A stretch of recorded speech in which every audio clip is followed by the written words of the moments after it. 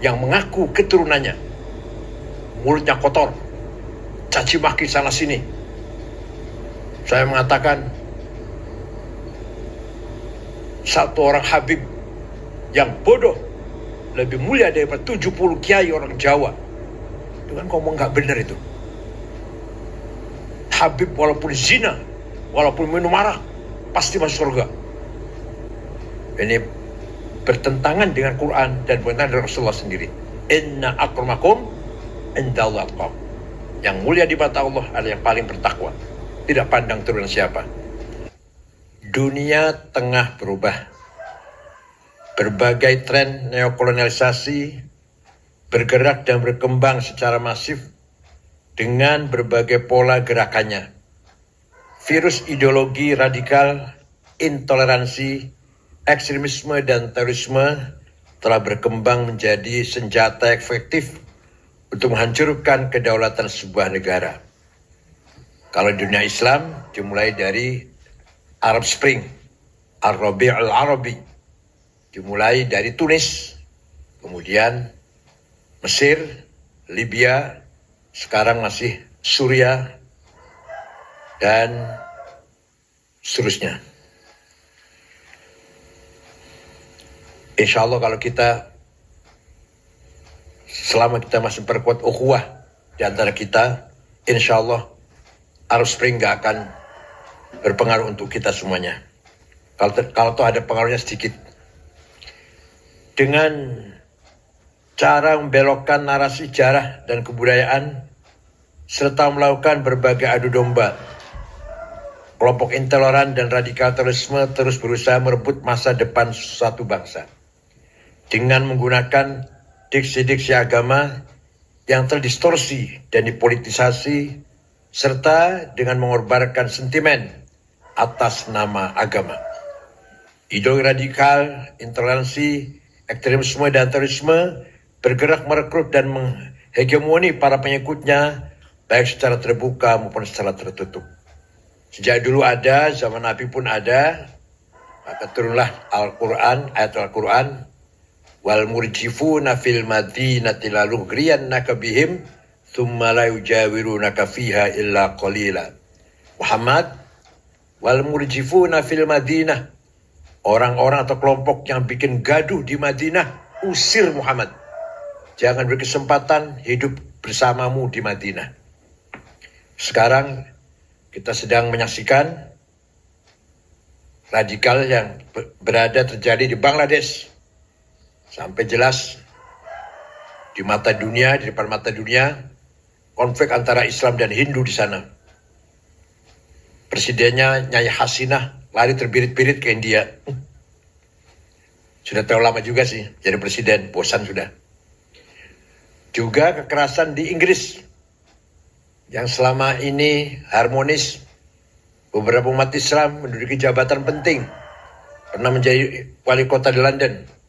Pernah ada dubes Inggris di Indonesia Muslim. Namanya siapa? Abdul Azim namanya. Dah. Periode 5 tahun yang lalu ya. Sekarang sedang bergejolak.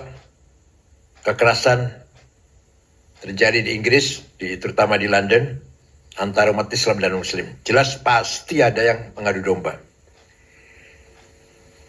Fenomena pembubaran Jamaah Islamiyah dan keberadaan teroris attack merupakan pertanda lahirnya babak baru penyebar luasan ideologi radikal, intoleransi, ekstremisme, dan terorisme yang bergerak masif secara terselubung dan undercover. Menurunnya indeks potensi radikalisme bukan pertanda perang terhadap gerakan dan paham radikal terorisme berakhir. Kelompok intoleran dan radikal terorisme kini tengah menyusup, bergerak senyap, dan mengkonsolidasikan kekuatannya dengan strategi infiltrasi dan akuisisi di semua sektor kehidupan sosial, ekonomi, politik, kebudayaan, kesehatan, pendidikan, pertahanan, dan keamanan. Mereka tengah berusaha merebut dan mengambil alih kepemimpinan di semua sektor dan menguasai seluruh sumber daya yang ada di negeri kita ini.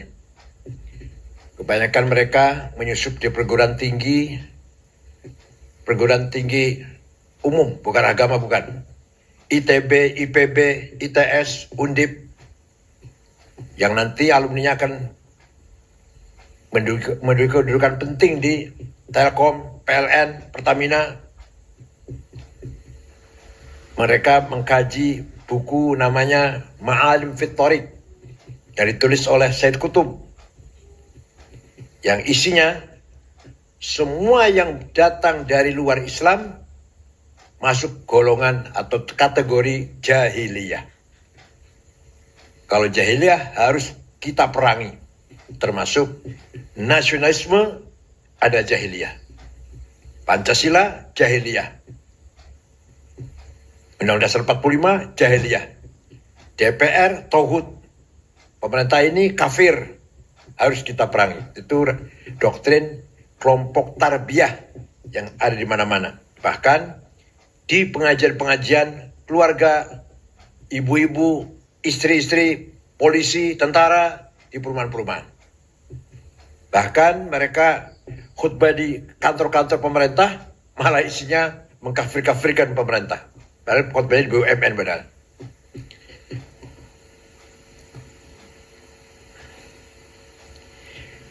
Para penyelenggara negara, aparat penegak hukum dan khususnya BNPT harus lebih waspada dan melakukan screening secara lebih detail terhadap sel-sel intoleransi dan sel-sel radikal terorisme yang lebih luas di ruang publik.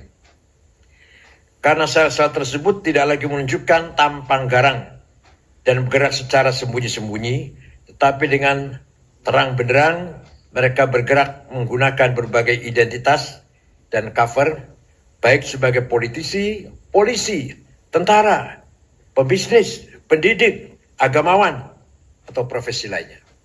Di kelompok polisi ada namanya polisi as-sunnah. Harus kita awasi lah kita. Alhamdulillah, hadir di tengah-tengah kita Bapak Dr. Sony Haribowo ya Pak ya. Ini ahli cyber security, terutama di bidang jasa keuangan, perbankan, domisili di New York, kebetulan lagi pulang Indonesia, dan aktif di SAS Center, beliau sebagai Dewan Pakar. Terima kasih atas kedatangannya. Ada Pak dari SAS Center, ada Pak Singgi, ada Pak Gus Gofur, Mas Pungki, satu lagi apa Mas Pungki? Pak Dwi. Mas Pungki ini dulu wartawan. Apa sekarang masih wartawan juga?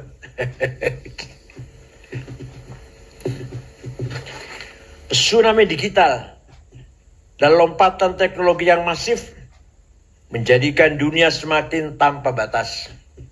Kecepatan informasi yang tidak mudah dibendung menjadi peluang bagi kelompok intoleran dan kelompok radikal terorisme untuk menyebarluaskan paham dan nilai-nilainya secara terbuka dan pengaruhi alam bawah sadar generasi digital. Sosial media dan berbagai platform lainnya dapat menjadi alat propaganda efektif bagi kelompok radikal untuk menciptakan kondisi chaos dan disharmoni di tengah-tengah masyarakat. Sangat banyak. Di TV pun masih ada penceramah yang mengarah pada radikalisme yang kita tonton tiap pagi, begitu di radio, seperti TV-TV Ar-Roja, Arisalah, Al-Wisol, masih banyak lagi, antara lain saja itu. Pesantren, Az-Zaitun, As-Sunnah, Iskariman, Bukhari Muslim, Yayasan Ali bin Abi Thalib, dan lain-lain. Ulil Albab di Lampung. Maraknya cyber attack, serangan cyber, dan digital terrorism yang dibarengi dengan pressure terhadap imunitas ideologi warga bangsa Indonesia di tengah serbuan ideologi transnasional, bila dibiarkan dan tidak diantisipasi, berpotensi mampu meretakkan kedaulatan nasional bangsa Indonesia mengacaukan kesatuan dan persatuan Indonesia. Kedaulatan digital harus diprioritaskan selain keberadaan kedaulatan teritorial yang juga harus dijaga.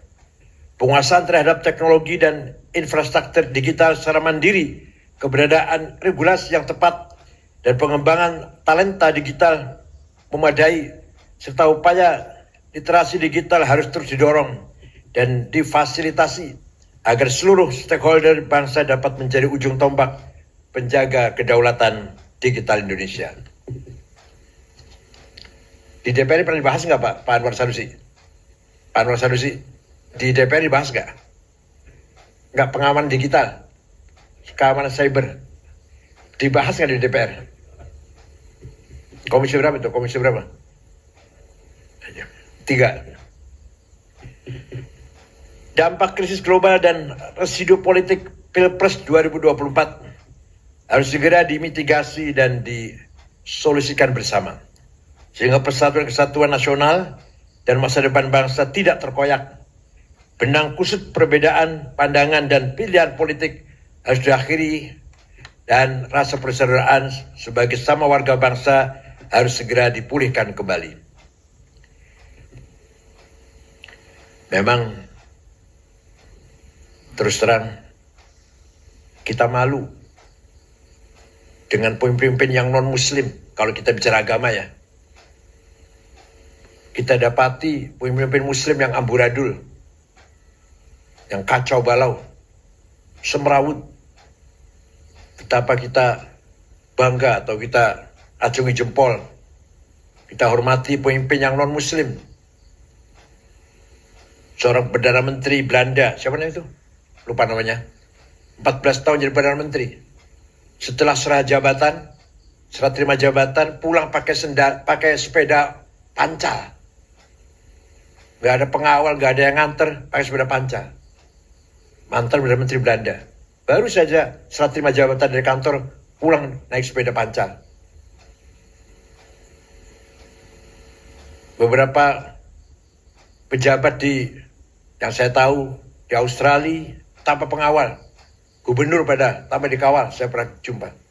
Di kita yang beragama Islam, yang kaya dengan dalil ayat Quran dan hadis, 330 triliun, entah kemana itu. Itu saya jumpa dengan seorang jaksa, gak usah sebut namanya. Kalau dibuka sebenarnya 1.000 triliun, bukan 330. Sebenarnya 1.000 triliun kerugian negara di tambang timah itu. Padahal beragama Islam padahal. Arsenal Jamaah lagi. Momentum 17 Agustus di depan mata. Maknai kemerdekaan Indonesia harus lebih bisa dimaknai sebagai momentum untuk melakukan refleksi, evaluasi, dan menyusun rencana aksi guna mewujudkan cita-cita kemerdekaan Indonesia. Kalau dalam bahasa Arab, muhasabah, introspeksi. Kemudian kalau kita menjumpai kegagalan, mu'atabah, blaming self. Jangan nyalakan orang lain.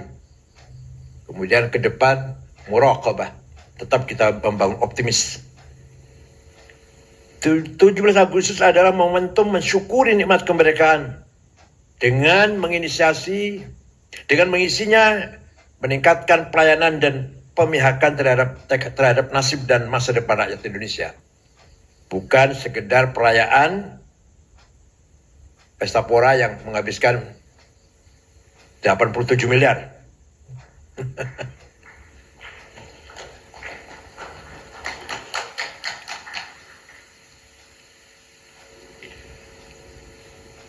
Demikian halnya peringatan kemerdekaan dengan pernak-perniknya seharusnya wajib menjaga harmoni keberagaman dan menjaga perbedaan keyakinan, bukan sebaliknya seolah menjadi ajang penyelarasan dengan tekanan tertentu untuk menanggalkan kewajiban agama.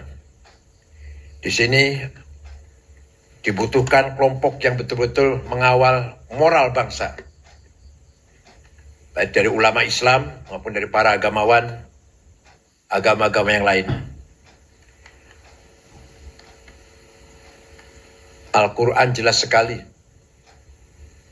Wala tasubbul ladzina yad'una min dunillah Fayasubbul adwan bighairi ilm.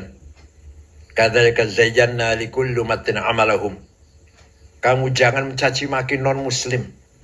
Jangan caci maki orang yang tidak menyembah Allah. Jelas sekali Quran itu. Karena masing-masing kelompok umat mempunyai kebanggaannya masing-masing. Tidak boleh kita saling mencaci maki. Harus kita hormati. Wala tasubbul ladzina yad'una min dunillah. Jangan menghina orang yang tidak menyembah Allah. Bapak sekalian, kelompok intoleran dan kelompok radikal terorisme hingga kini masih seringkali memanfaatkan rumah-rumah ibadah, majelis-majelis taklim dan pusat-pusat kegiatan keagamaan di lingkungan pemerintahan, BUMN yang masih terlalu longgar untuk menjadi wahana persemaian ideologi dan penyebarluasan gagasan kekerasan dan anti moderasi agama. Karena di Jakarta itu sholat Jumat sangat banyak. Stok khotib kurang. Saya gitu asal mulanya tuh. Jadi khutbah khotib seadanya. Masjid banyak, kantor-kantor Jumatan. Masjid-masjid di masyarakat sangat banyak. Yang mampu khutbah kekurangan. Jadi stok khotib yang kurang. Akhirnya seadanya khotib, asal bisa ngomong. Maka naiklah ke panggung-panggung khutbah Jumat orang-orang yang tidak layak, tidak pantas menyampaikan dakwah Islam dengan sebenarnya. Dalam khutbah mencaci maki, tidak sah itu khutbahnya. Kalau untuk ukuran kitab Fathul Mu'in, Fathul Qarib, nggak sah. Nyebut nama aja nggak sah. Kalau khutbah mencaci maki orang dengan menyebut nama, sudah tidak sah itu. Kalau mau ceramah, kalau mau menyebut nama, di luar khutbah. Ceramah biasa. Kalau dalam khutbah, 2 khutbah itu mengganti 2 rakaat salat zuhur. Sangat suci, sangat sakral khutbah Jumat itu.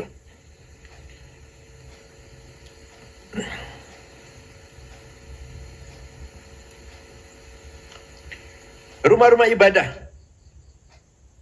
majelis taklim, dan pusat kegiatan keagamaan yang telah berhasil dikuasai oleh kelompok intoleran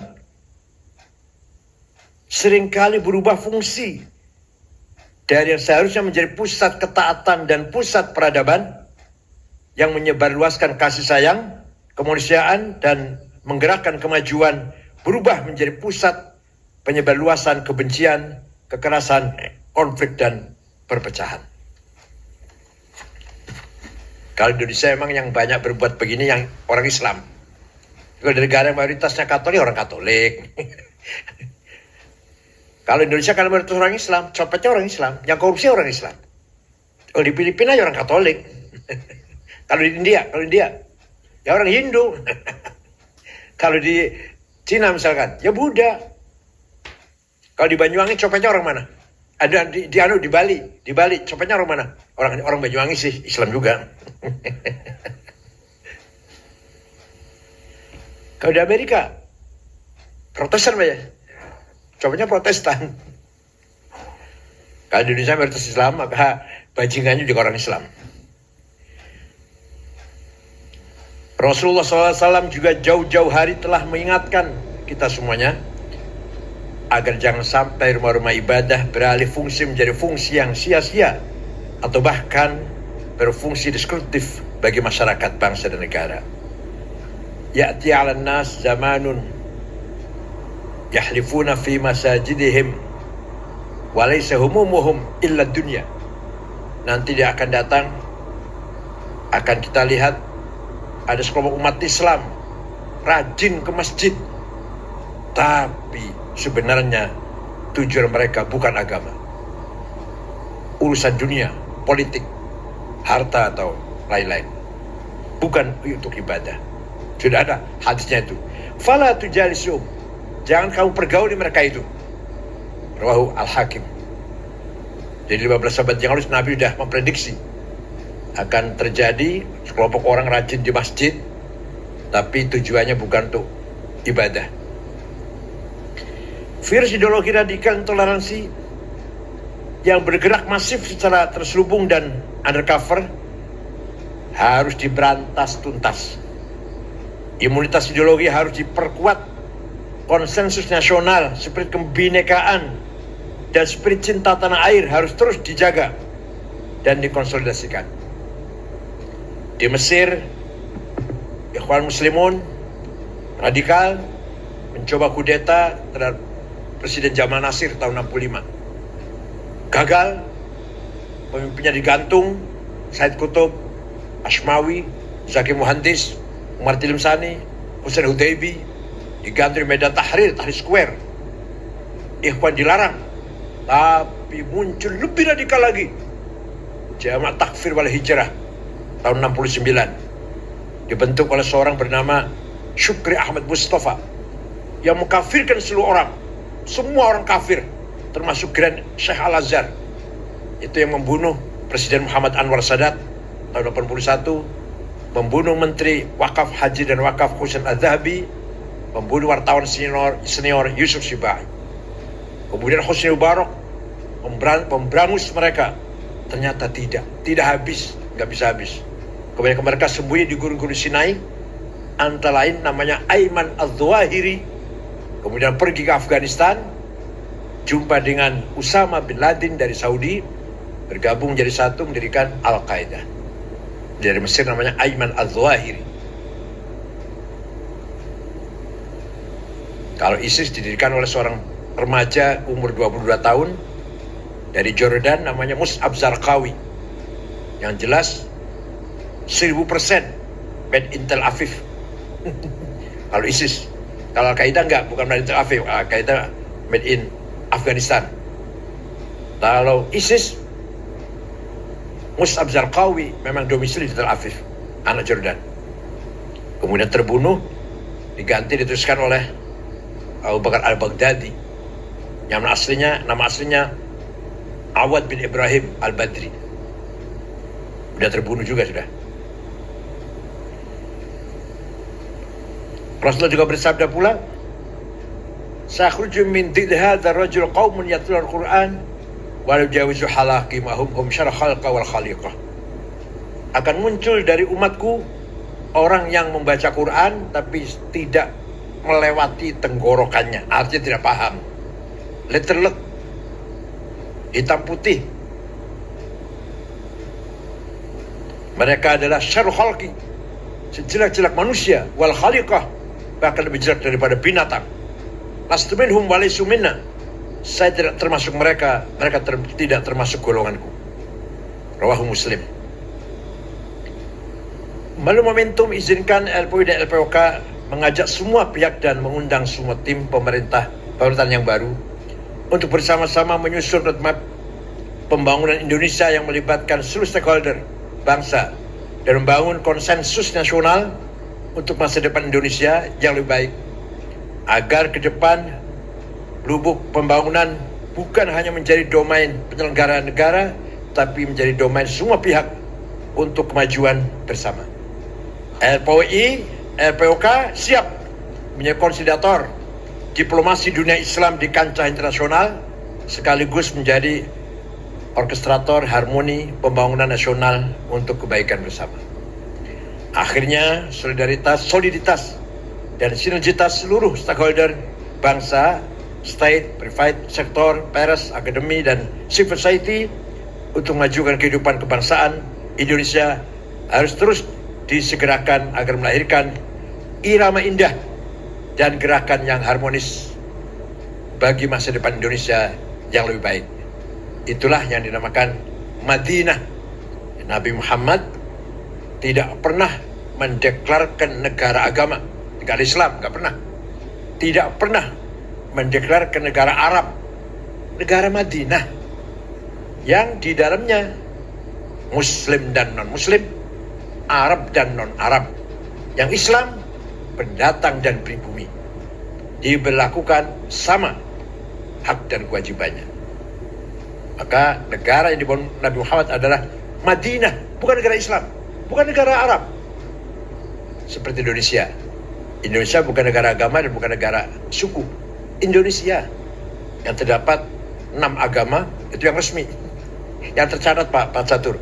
Yang tercatat masih banyak lagi agama kita ini. Indonesia bukan negara agama dan bukan negara suku. Indonesia yang terdapat 6 agama, itu yang resmi. Yang tercatat Pak Catur. Yang tercatat masih banyak lagi. Agama kita ini, Darmo Gandul, Gotoloco, Sambelun, Subud, Parpalin, Kaharingan, Kapitayan, Karuhunan, Sunda Wiwitan, Pedayakan. Masih banyak lagi agama, ada 200 barangkali Pak Terjunnya. Yang saya Jogja kata gitu. Di Jogja banyak, di Jawa Tengah. Yang formal, yang resmi aja 6 agama: Islam, Katolik, Kristen, Hindu, Buddha, Konghucu. Bukan negara agama Indonesia ini. Bukan negara suku, bukan negara Jawa, Sunda, Batak, Dayak, Madura, bukan. Indonesia. Yang di dalamnya ratusan suku. Berapa? 400 ya? Lebih suku ya? 400 lebih suku dan 1000 lebih bahasa yang harus kita jaga bersama. Kebinekaan harus kita jaga bersama. Nabi Muhammad ketika menerima tamu Kristen Najran dihormati, kemudian Nabi mengatakan, "Qul inna aw iyyakum la'ala hudan aw fi dhalalim mubin." Ayo kita duduk bersama, bincang-bincang, entah aku atau Anda yang benar. Coba, kamu mengatakan saya benar, kamu salah, goblok, enggak gitu, enggak. Ya orang yang mengaku keturunannya ini, mulutnya kotor banget, padahal ngakunya keturunannya Nabi Muhammad. Nabi dulu, mari kita duduk bersama, ayo kita bincang-bincang. Inna kami au iyakum atau Anda, atau inna au iyakum kami atau Anda la'ala hudan yang benar, au fi dhalalim bin atau yang tidak benar. Ayo kita ngomong-ngomong. Itulah sikap Nabi Muhammad ketika menerima tamu Nasrani Najran. Dan ketika Raja Ethiopia Najasyi meninggal dunia beragama Ortodok, Nabi Muhammad salat gaib, mengajak para sahabatnya salat gaib, menyalati kematian Raja Ethiopia yang Ortodok. Ketika ada jenazah lewat, Nabi berdiri. Sahabat mengasih tahu, itu jenazah Yahudi Rasulullah. Iya, saya tahu. Itu yang lewat nih jenazah Yahudi, saya tahu. Tapi mari kita hormati orang yang akan menghadap Tuhan.